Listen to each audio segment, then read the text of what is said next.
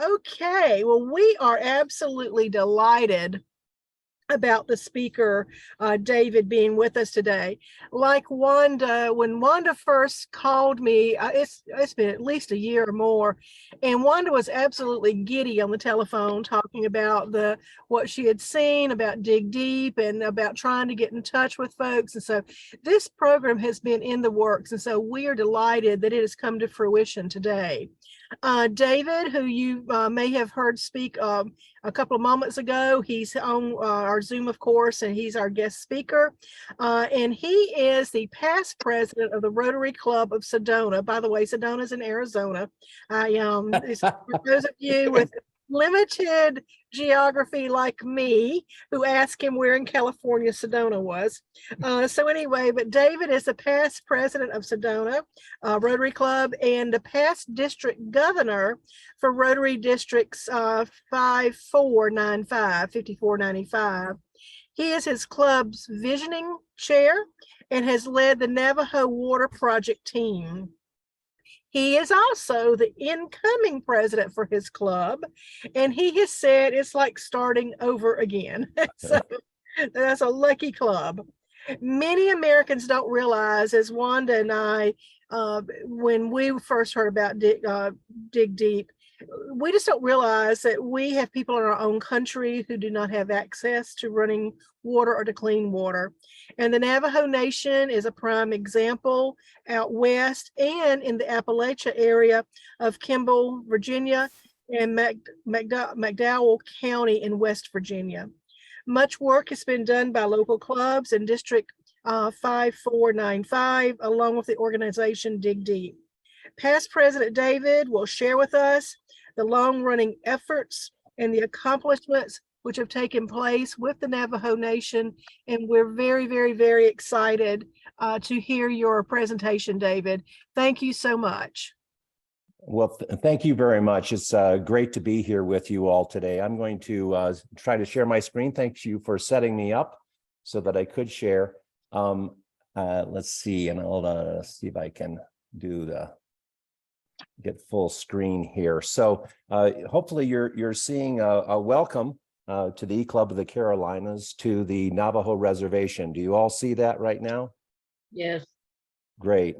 You'll notice on this sign before I move along that it says entering Navajo Reservation, U.S. Department of Interior. What some people don't realize is that the reservations in the United States are not owned by the Native Americans. The title to that property, that land, is in the Department of Interior. It is owned by the U.S. government, and it is reserved for the Native American tribe. So in this particular case, it's the Navajo Reservation.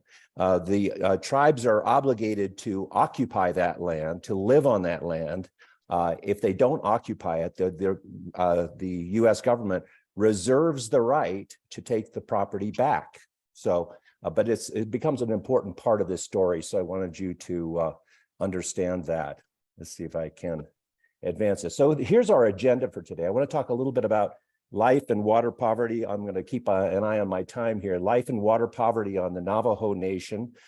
Dig Deep, our operational partner, who Wanda had expressed an interest in, and we had a nice conversation about that a couple months ago. And then we're going to talk about Rotary's involvement in resolving water poverty right here in the United States. So let's first talk about a little bit about the Navajo Reservation. You'll see the map here of the Navajo Reservation. The Navajo Reservation is the largest reservation in the United States by land mass and by population. The land mass is about the size of West Virginia. You can see it is what they call the Four Corners area of the United States, where Utah, Colorado, New Mexico, and Arizona meet. And you'll notice as well, just through a quirk of the creation of the reservation, that it is only in 3 states at the Four Corners area. It's not in Colorado, but it is in Utah, Arizona, and New Mexico, with the largest landmass being in Arizona. You'll also notice that kind of funny hole, donut hole in the middle of the reservation in the Arizona area. If I can get my mouse over there, and if you can see that, you can see that that's the Hopi Reservation. As the population, by the way, of the Navajo Reservation is 175,000 people at landmass, as I mentioned, with regard to about the size of West Virginia. It would be about the 40th largest state in the nation if the Navajo Reservation was a state. But the Navajo Reservation wasn't this large when it was created. It was created in 1868. Kit Carson, just after the Civil War, had marched the Navajo off to New Mexico. The Navajo were in conflict not only with the U.S. government troops, but also with other Native American population, Native American tribes. And in order to try to create peace, they were basically all rounded up and marched off to New Mexico. A number died on the way. Then it took 3 years for a peace treaty to be created in which the Navajo were repatriated back to their native lands. They wanted to come back here, by the way. This is where they believed that they emanated from the earth, that the population, the Native American population, came from the earth. So they wanted to come back to their sacred lands. And so they were anxious to do that. They had to sign a peace treaty, among other things. The U.S. government promised them the infrastructure, if you will, to create a life back on the Navajo Reservation. The Navajo agreed to try to repatriate the Navajo who had left the reservation back to the reservation. The U.S. government was interested in having them contained within a reservation. As I mentioned, the reservation wasn't as large as it is today. It was originally a small portion of this in Arizona, and through 13 acts of Congress and presidential proclamations, the Navajo Reservation grew and grew and grew, eventually to the point where it surrounded the Hopi Nation. The Hopi Nation is about 9,000 population, has exactly the same issues as the Navajo Reservation. We just happen to be working with DigDeep that has relationships, a good relationship, working relationship with the Navajo. And so that's where we're concentrating our efforts to resolve water poverty in the United States. Unemployment hovers around 50%. 44% of the children on the reservation live in poverty. There just aren't many jobs. There is not an opportunity. There's not major metropolitan areas. Some people will ask the question about what about casinos? In order for a casino to be successful, it needs to be near a major population center. The Navajo, if you look at the maps, there are no major population centers near the Navajo Reservation, except perhaps Albuquerque, you could say is somewhat close enough to draw a population to casinos. The Navajo actually did license. They didn't want casinos. They fought it for years and years and years. They didn't want it because it brings drugs, alcohol, crime to the reservation. And they didn't need any of that, obviously, but they finally relented in exchange for 1,200 jobs. They were promised 1,200 jobs for Native Americans, the Navajo, and they relented. The casinos are run by Caucasians or corporations in the United States, these 4 casinos. The Navajo also reserved a profits interest from the casinos. In 2018, they had the best year ever in a pre-COVID environment. They had the best year ever. That produced a profit to the Navajo of $10 million. Now, if you translate that back, if that $10 million was divvied out to all the Navajo, that would be $56 per person. That's what the profit interest translated to. So it's really not enough for a family afford to buy even a couple weeks of groceries. So it wasn't a resolution with regard to the poverty issues on the reservation. Some additional statistics. There's about 60,000, nearly 40% of the Navajo live in water poverty. They don't have indoor hot and cold running water and or toilet. And if you don't have indoor, it's not like you have a pump out in the yard. What happens is you have to retrieve water from a regional well. That could mean traveling 10, 15, 20 miles largely on reservation roads, which you can imagine what those are like, to take every can, bucket, and barrel you can put your hands on to fill it up at a regional well and then cart it back to your home. To give you some perspective on what this all means, first of all, you have to understand that the average American family has access to and utilizes 100 gallons of water per day. The average Navajo family, this is just the average, not the bottom, this is the average Navajo family has access to 7 gallons of water per day. So that means that if we're an average family in the United States, what we use in a single day has to last for 2 weeks for the average Navajo family. And in order for it to last for 2 weeks, most of the water that we use as average Americans is single-use water. It goes down the drain after it's single use, whatever that might be. For the Navajo, they use the water over and over and over. They have a saying that water is life. It truly is. And so they'll use water first for washing their vegetables to make sure that they have clean vegetables to eat. Then they'll use that same water, they'll save it and they'll use it to bathe with. And then they'll use that same water that they've preserved in order to clean around the house. That's how they use the water, and then it's discarded. So you use it for less and less critical purposes before the water is discarded. Another kind of interesting statistic. Let's say that you were an average Navajo family using 7 gallons of water per day.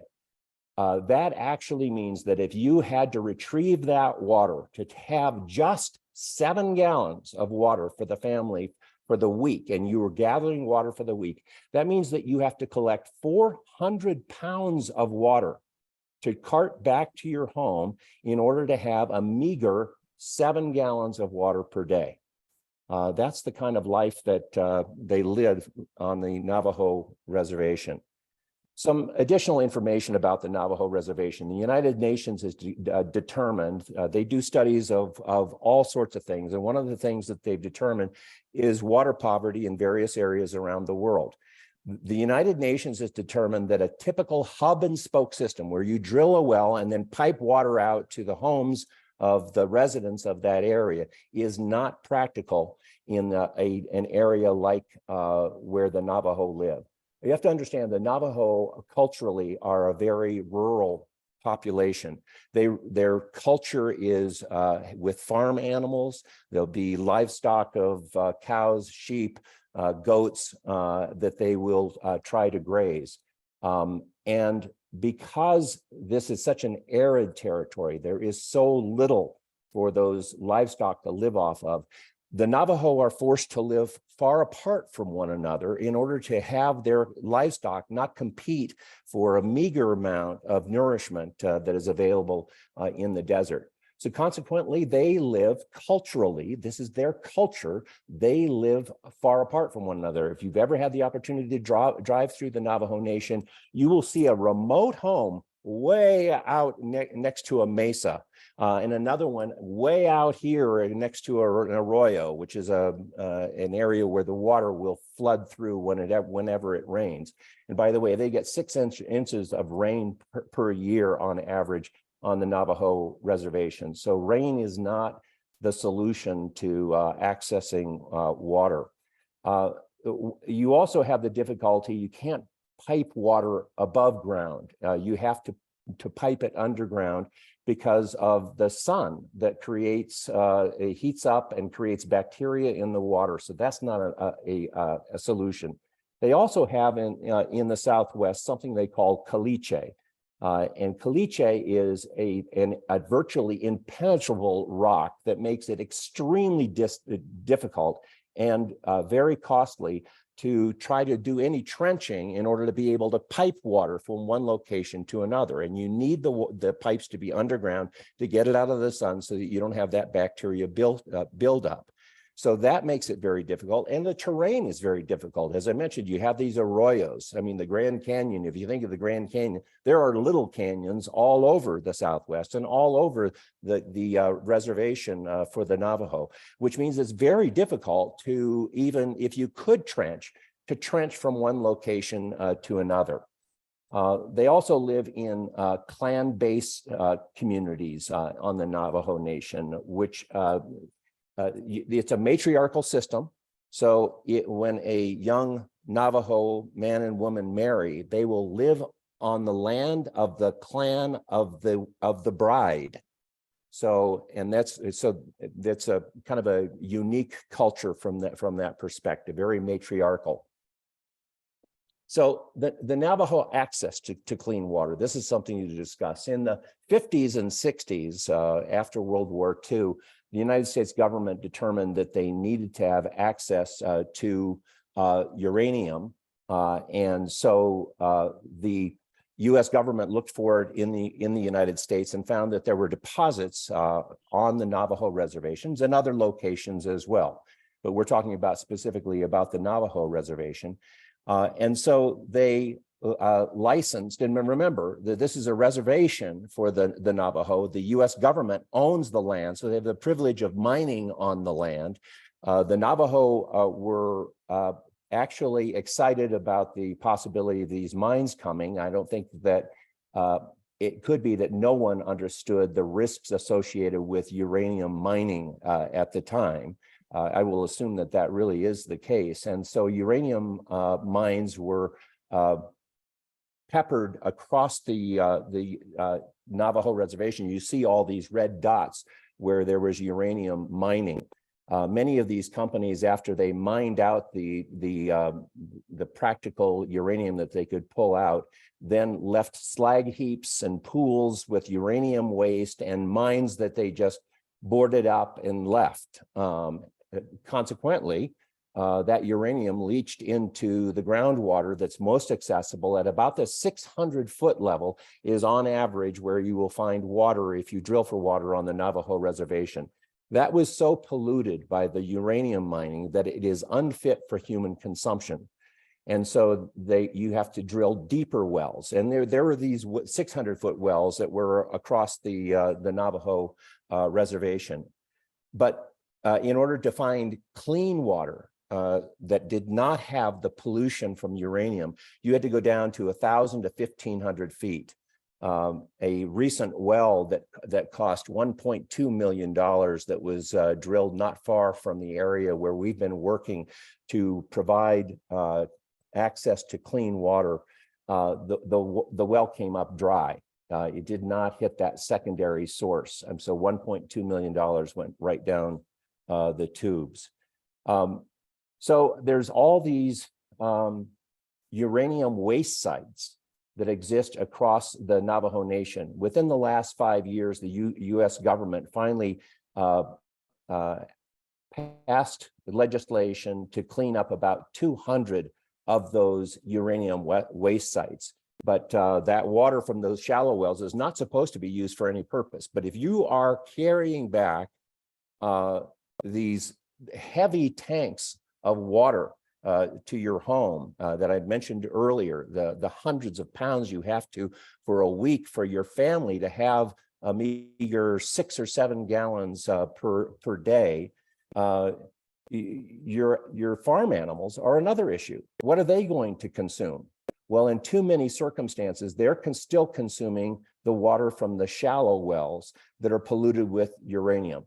And it probably, I don't have scientific evidence of this, but it probably explains a lot about the high incidence of cancers that exist on the Navajo Nation.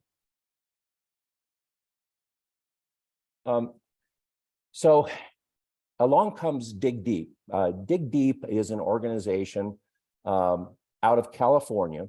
An individual, he's an attorney, he's probably in his late 30s, early 40s. He wrote a treatise while he was in law school about the right to water. And he backed that up after he got out of law school, the United Nations Law School, as a matter of fact, and started drilling wells in Africa. When one day he got a call from a woman from the United States who said, listen, I'd like to make a donation to you, but you have to promise me that you're going to resolve water poverty in the United States. His name's George McGraw. George said to her, I don't know what you're talking about. What water poverty in the United States? And she got very upset with him. He's never told me exactly what she said, but I think she swore at him and said, do your blanky blank homework. And she hung up on him.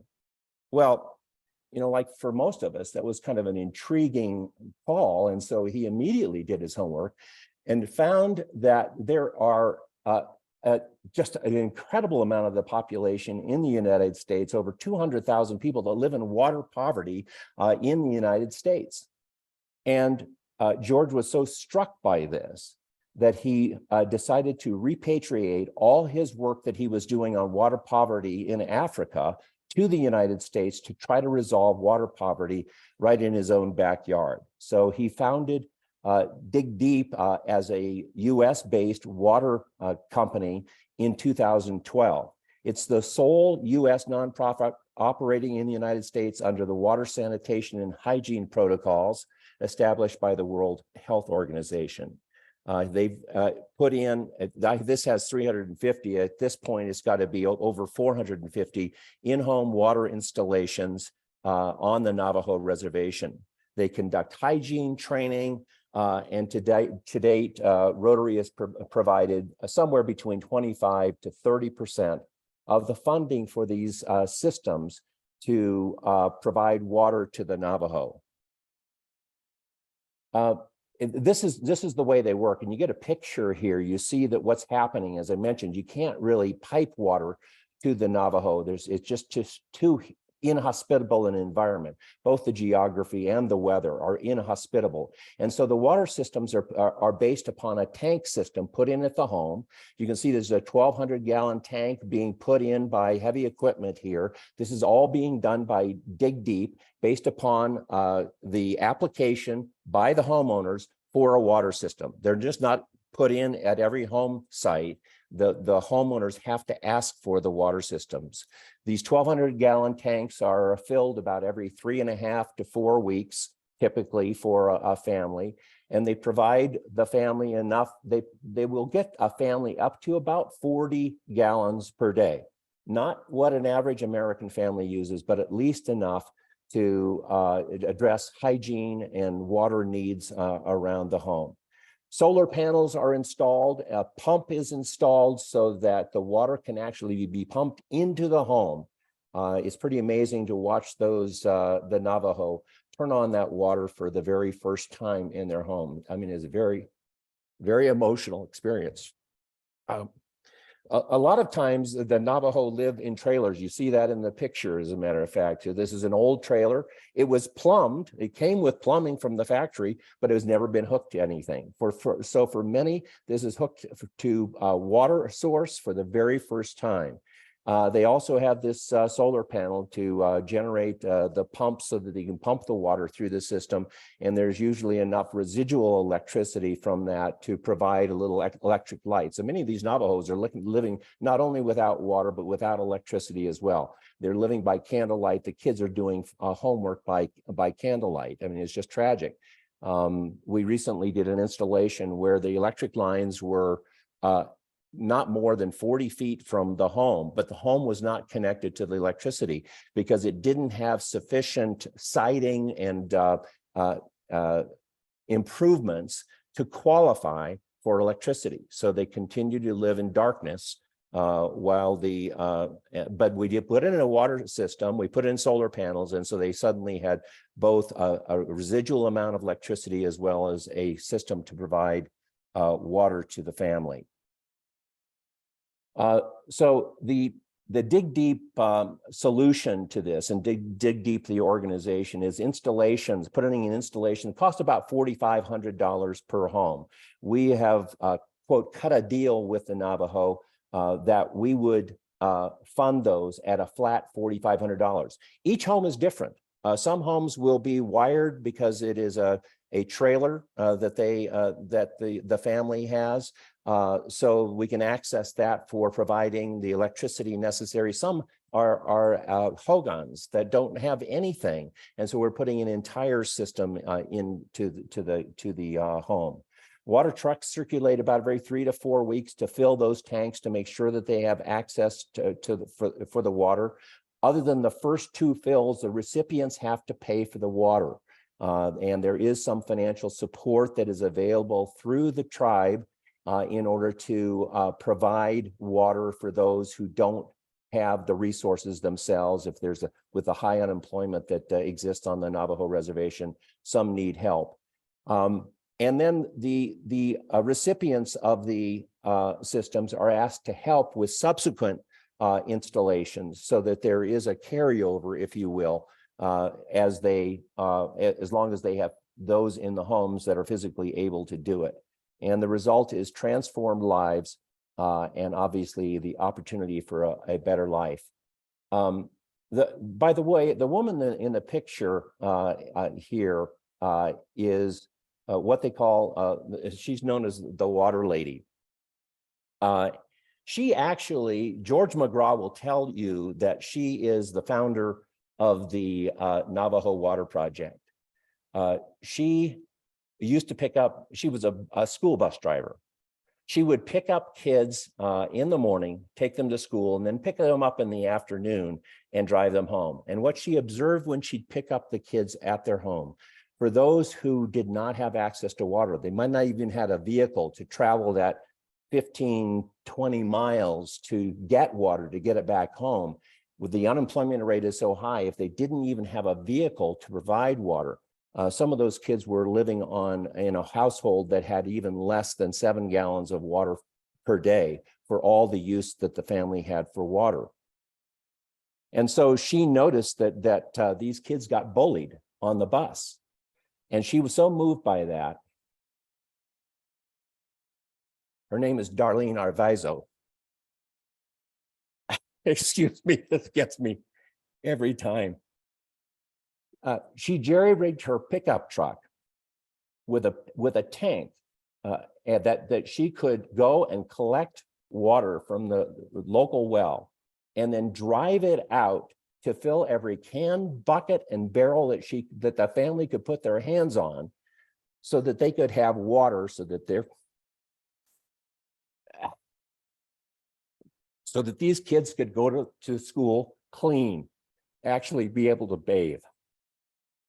So she is a Navajo hero. George McGraw, who will tell you that Darlene Arvizo was the founder of the Navajo Water Project. She was the first person to realize there was an issue, and the solution was to take water to the families rather than expecting that every family was going to be able to go and retrieve water on their own. So this is what Rotary has been doing is since 2016 in my district, 5495, when 2 Rotarians saw a special, I think it was a 60-minute special that had a segment on water poverty on the Navajo Nation. They said, we've got to do something about it. Water is a Rotary issue. This is in our backyard. We have to do something about this. And so they put a global grant together and sent it off to the Rotary Foundation, and it promptly was rejected by the Rotary Foundation because they said, we don't do a system where you have to have a distribution network to take water out we do hub and spoke systems where you pipe water out where it's needed so that you don't have to have the ongoing involvement of trucking. And the Rotarians who had put the global grant together went back to the Rotary Foundation and said, if you reject doing this kind of water system that has been declared by the United Nations as the only way to provide water to these people without asking them to completely change their culture and their way of life, you have doomed these people to water poverty for the rest of their lives. It took 3 days for the Rotary Foundation to come back and said, okay, we've changed the rules. We're going to allow this and we'll fund this. We have funded 5 different global grants, which will ultimately, when we finish them, provide about 241 different homes with water on the Navajo Nation. Total of about, as you can see on this graph, the bottom right, there's about $1.2 million almost that has been raised in order to provide these water systems to Navajo who live right here in our own backyard. As a matter of fact, you've heard the one, if you're standing on the corner of Winslow, Arizona. Well, I just redid that a little bit. If you're standing on the corner of Winslow, Arizona, you're standing within 40 minutes of water poverty in the richest country in the world. So let me just tell you quickly, because my time is just about up here. You've been very generous with your time. The future of the Navajo Water Project. This is complex. George McGraw has been extremely successful in spreading the word about water poverty right here in our own country. He's working not only on the Navajo Nation, his company DigDeep on the Navajo Nation, but he's also been working in the colonias. He's been working in some areas in Texas and California, in Appalachia, to resolve water poverty issues. They're all unique from one another. They all have their own challenges, and George has been working to resolve those. He's been more and more successful. Unfortunately, Rotary, as we all know, is very demanding.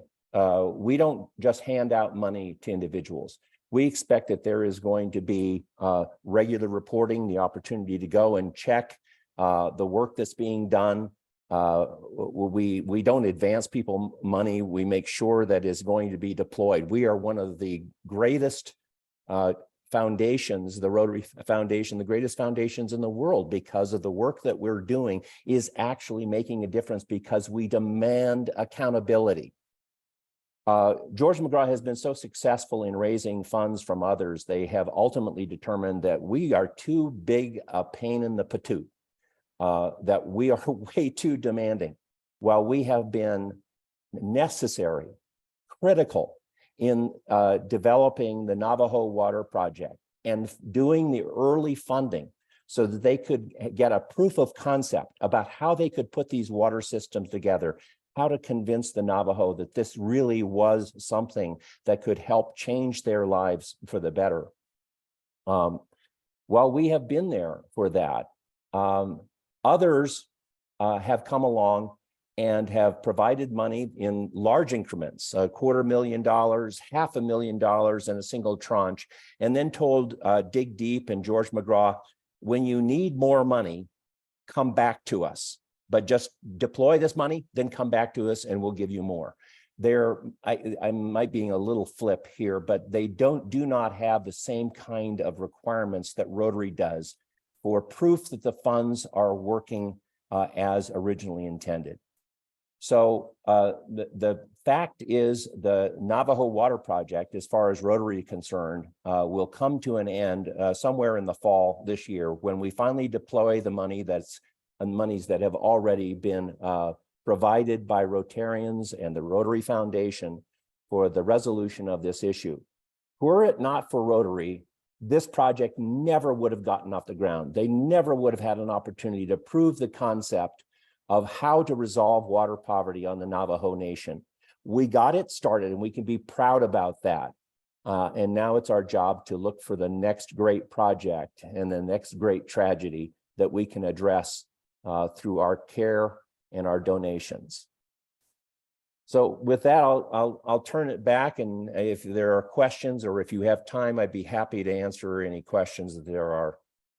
And I'll stop my sharing here so that I can, hopefully, I've got to find you again on my, David, on my screen here.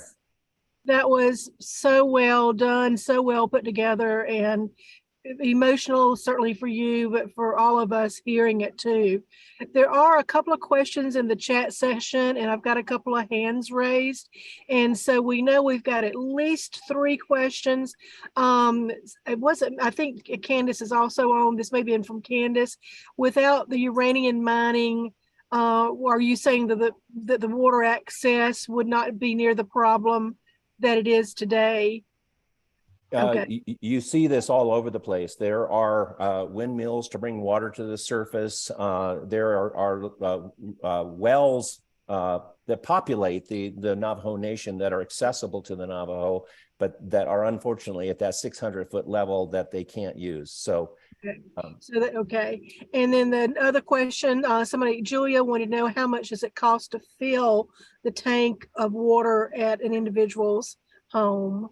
That's a terrific question because the water has to be trucked and because there is other demands for the water. The water costs about $52 to fill a cistern at a home if it's dead dry. About 1,200 gallons.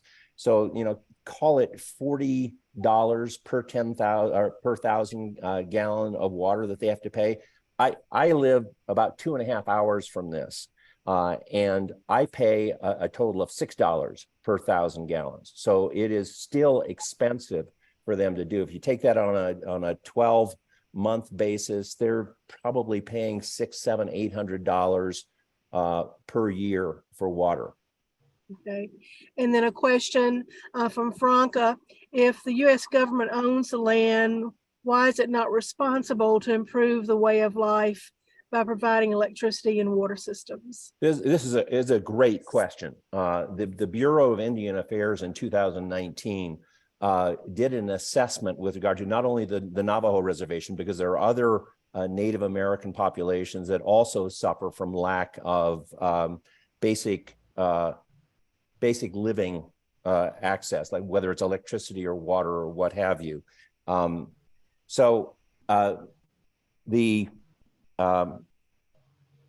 just blanked out. I apologize for that. Would you repeat the question? Yes. So the government, if they own the land, why are they not responsible for improving the land and providing? Okay. Yes. So the Bureau of Indian Affairs did an analysis with regard to what it would take in order to provide water to all of the Native Americans, particularly since they live so remote from one another. Ultimately, they determined it was so costly that the Bureau of Indian Affairs cut their budget by 15% from the year before and ended any thought of providing access to water. Now, some of the more recent tax acts and acts in Congress have tried to provide more access to deep water wells. This is not bringing water to the home, but it is providing a few more wells that will get down into that 1,200-foot level where they can access clean water that has not been polluted by the uranium. So we're hopeful that will help. That still doesn't get water to the homes. Right. So it would just be more an access for water to be piped or to trucked to the home. So correct. Okay. All right. Correct. And Alberta, you have your hand up. Yes. Hi, David. David, first off, fantastic presentation. I had no idea.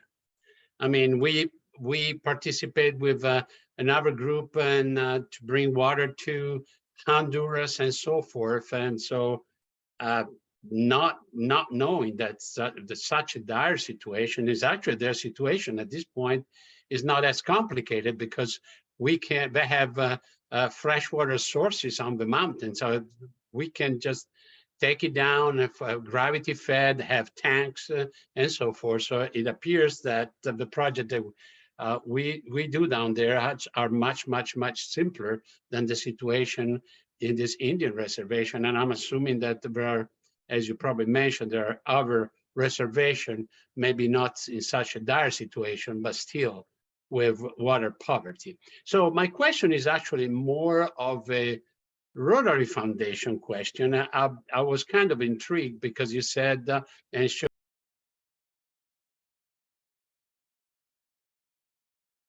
has to be international. So did they have to bend the rules, or even though the land is owned by the government, because a reservation is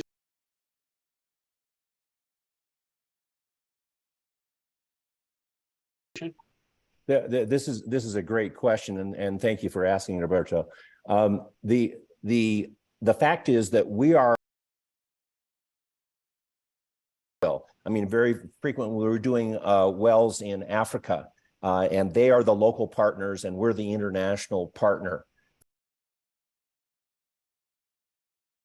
International partners that would help to provide sufficient fundings from the international sources in order to get a project done in here in the United States.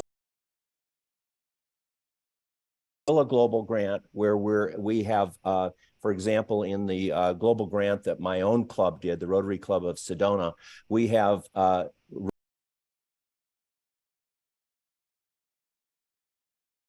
different countries around the world, as far as South Korea, that are providing funding as the international component of our global.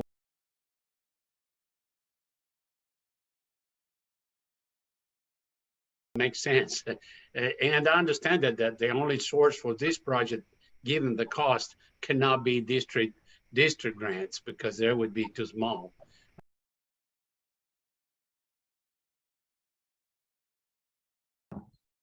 Yes, thank you. David, I don't know whether or not you have pursued it, but international, and there are plenty of them. I would suggest possibly that they might be worth kind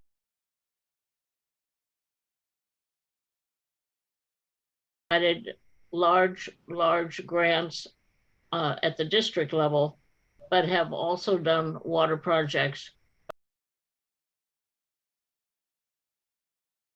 with you. It's kind of an anomaly. They're U.S. territories, but they're considered international by Rotary.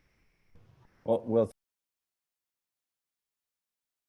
unfortunately, the Navajo Water Project has really come to an end, and by the choice of DigDeep. They did. One of the things they didn't like with regard to working with Rotary is we negotiated a flat fee per home, whatever the water system is, if they could provide water. So if a home already was plumbed, well, they were going to get the $4,500 for that home. Another home may have had nothing, and it was more costly than $4,500. We just determined that $4,500 was the average cost of doing a home.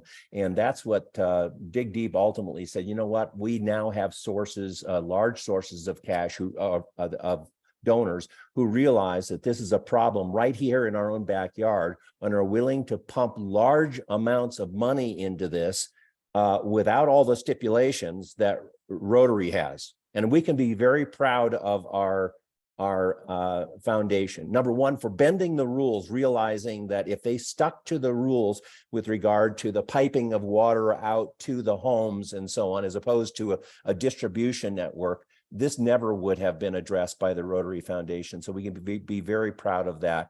They have really held to their standards to make sure that we're using donated dollars from Rotarians wisely. So kudos to them. But it also has put us in a situation where DigDeep has said, you know what, you guys are too tough to deal with.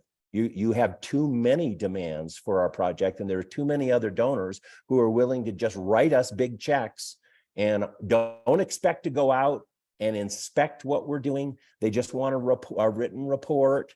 They don't expect all the involvement that you expect. And so we just don't, in order to get the most work done quickly, this is one of the things George McGraw told us. Listen, he said, if we can, use Rotary money, we can go out and get 3 home installations done a week. If we can get the help of Rotarians that you're also requesting, if we can get the help of Rotarians and go out, we can get 2 installations done a week. And it took me a couple beats to think about what he said, but he basically was saying, listen, you're bringing out a bunch of people who we are having to train on the spot to help us with an installation, and ultimately you slow us down. That means that families are going to have to live longer without water if Rotarians help. And I get it. You know, we want to be involved. Now, we want to be part of the solution, not just a funding source. But I do understand what they're saying, that we actually were slowing people down from getting water. Well, David, this has been just a hugely interesting presentation. I think it was eye-opening. I think Alberta said it best. I mean, we certainly are, we can tell all about Honduras, but now we can tell a story that hits close to home. I think if we had time, would love to hear more about the situation in Appalachia, which for many of us is not too far from where we live, within a day's drive. And so we may see if you can return to us, if there's anything you could add, about Appalachia later on, and hear more about that. Right now, if you have other questions, we can certainly get them to David. Just really appreciate everybody being here today. If David, if you'll stick around for just a moment here, I need to share my screen. And here we go. But again, thank you all for being here. David, we like to honor our speakers. And for you, what we are doing is there will be a book put into a little free library. This book is a Caldecott winner. So meaning for young children, it's a really cool book. It's We Are the Water Protectors, and it was inspired by Indigenous-led movements across North America to create so there's an urgent cry about safeguarding the Earth's water.